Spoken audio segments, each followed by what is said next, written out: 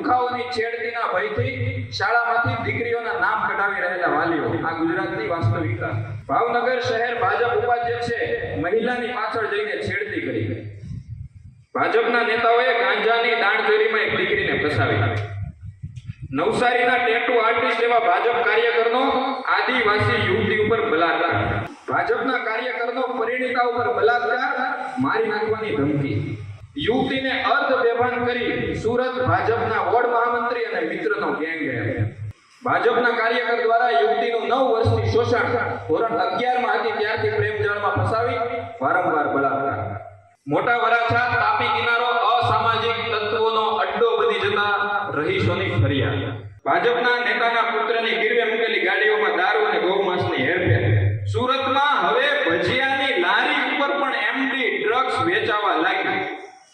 આપણા યુવાનો માટે આ વ્યવસ્થા કરી છે ભાજપે. રાજકોટમાં ભાજપના નેતાના પુત્ર સહિત 10 લાખના એમડી ડ્રગ્સ સાથે ઝડપાયા.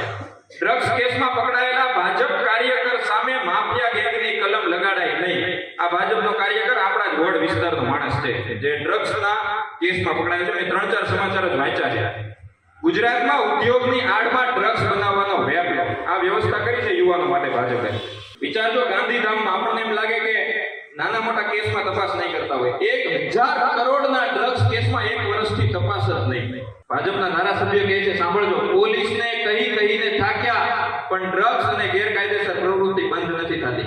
કેવી રીતે બંધ થાય? પાછળથી સંરક્ષણ સરકારનું હોય તો કોણ બંધ કરે? હજી આમાંથી બહાર નહોતા નીકળ્યા ત્યાં નવી વ્યવસ્થા પછી ભાજપે કરી છે આપણા યુવાનો માટે.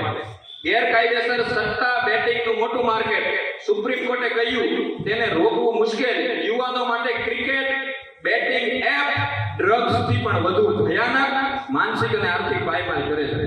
શું થાય છે જોજો. નવા યુઝર્સને પહેલી જીતની લાલચ આપીને ફસાવવામાં આવે, પછી થોડા સમયમાં જ યુવાનો લાખો રૂપિયા ગુમાવી બેસે છે અને નુકસાન પૂરું કરવા માટે લોન, ચોરી કે આત્મહત્યા સુધી જતા રહે છે. આ બેટિંગ એપનું દૂષણ દિવસે ને દિવસે વધી રહ્યું છે.